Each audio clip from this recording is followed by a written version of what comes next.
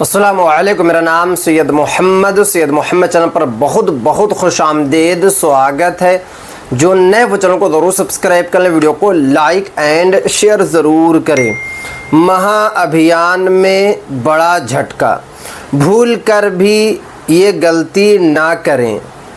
अगर आपने जमा पंजी जमा कर दिया है या फिर आप जो है कि जमा पंजी जमा करने जा रहे हैं तो आपको ये 5 गलती बिल्कुल भी नहीं करना है, वरना आपका फॉर्म जो है रिजेक्ट हो जाएगा।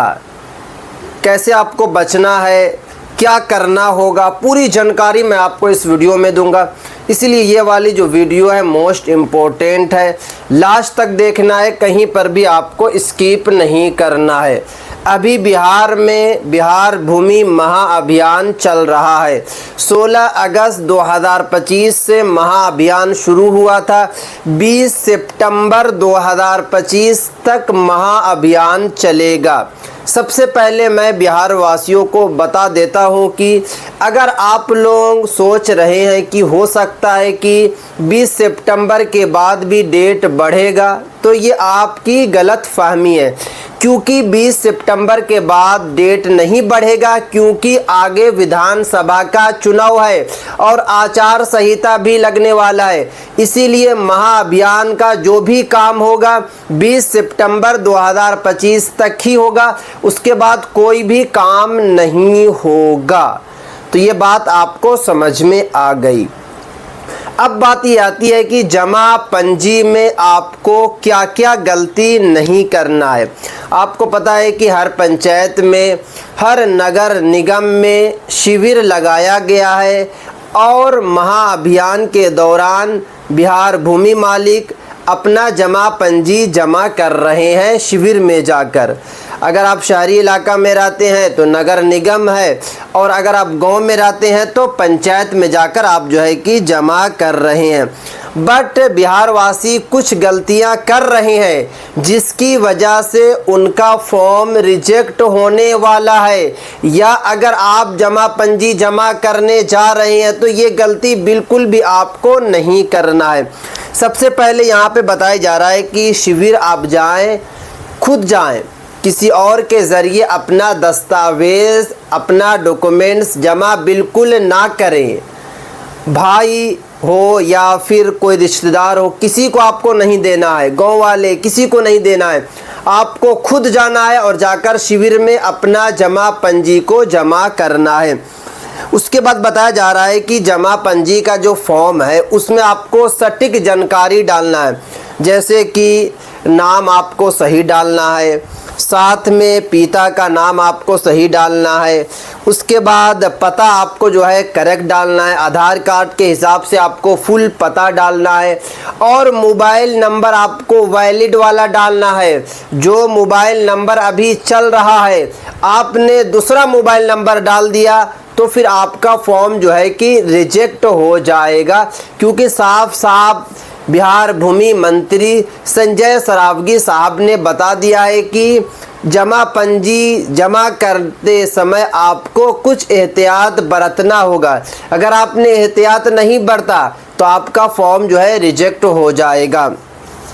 उसके बाद नंबर 3 पे बताया जा रहा है कि OTP की प्रक्रिया आपके मोबाइल पर आएगी तो आपको तुरंत जो है कि राजस्व कर्मचारी को आपको बताना होगा। जैसे कि आप जो है कि पंचायत में जा रहे हैं, शिविर में जा रहे हैं फॉर्म को जमा करने के लिए, तो जैसे ही जमा करने के लिए सारा डॉक्यूमेंट्स को डाला जाएगा, उसके बाद आपसे एक OTP मांगा जाएगा, आपके मोबाइल नंबर पे आएगी, तो आपको फ़ौरन OTP बताना होगा। अगर आप OTP नहीं बताएंगे तो आपका फॉर्म जो है रिजेक्ट हो जाएगा।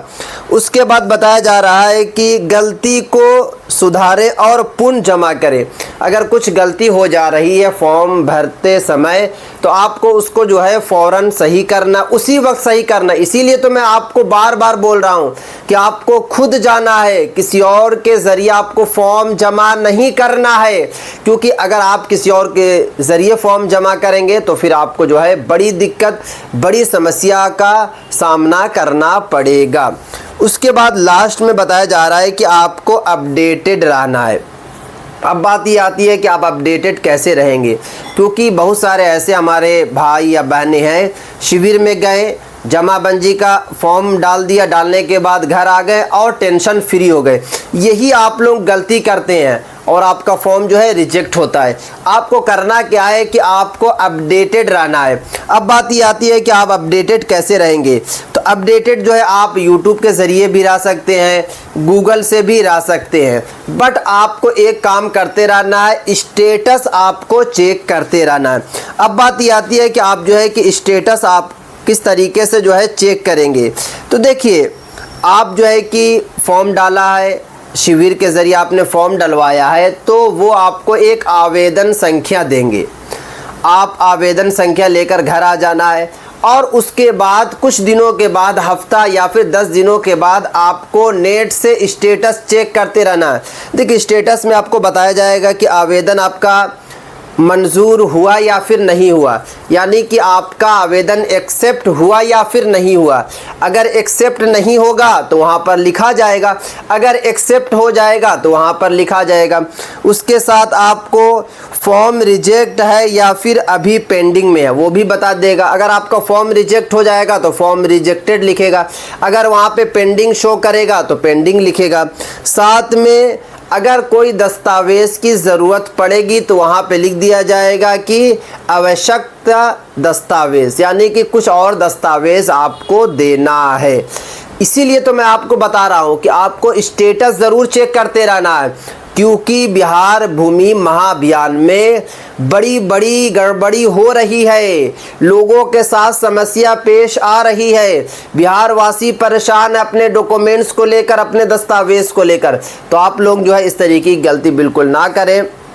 जो मैंने आपको बताया हूँ आपको फॉलो करना है। अगर आपने सही तरीके से फॉलो कर लिया तो आपको कोई भी परेशानी या कोई जो है दिक्कत बिल्कुल भी नहीं होगी, क्योंकि बिहार भूमि महाअभियान का कार्यक्रम चल रहा है और इसका जो लास्ट डेट रखा गया है वो है 20 सितंबर 2025 रखा गया है। और मैं आपको फिर से बता देता हूँ कि 20 सितंबर 2025 के बाद डेट नहीं बढ़ेगा, क्योंकि आगे विधानसभा का चुनाव है। सभी लोग विधानसभा के चुनाव में लगे हुए हैं, आचार संहिता भी लगने वाला है, तो इसीलिए आगे का जो है कार्यक्रम नहीं बढ़ने वाला है। 20 सितंबर के बाद क्लोज कर दिया जाएगा, चुनाव होगा, चुनाव के बाद रिजल्ट आएगा और रिजल्ट के बाद अगर पुरानी सरकार रही तो हो सकता है कि आगे भी करवाए, अगर हो सकता है कि नई सरकार बने तो बिहार भूमि का काम को समाप्त कर दे, कुछ भी हो सकता है, क्योंकि अभी से मैं बिल्कुल ये बात नहीं बोल सकता हूँ। तो ये थी आज काफ़ी इंपॉर्टेंट वीडियो। अगर अभी तक आपने चैनल को सब्सक्राइब नहीं किया तो चैनल को आप सब्सक्राइब करके बेल आइकन को ज़रूर प्रेस कर लें।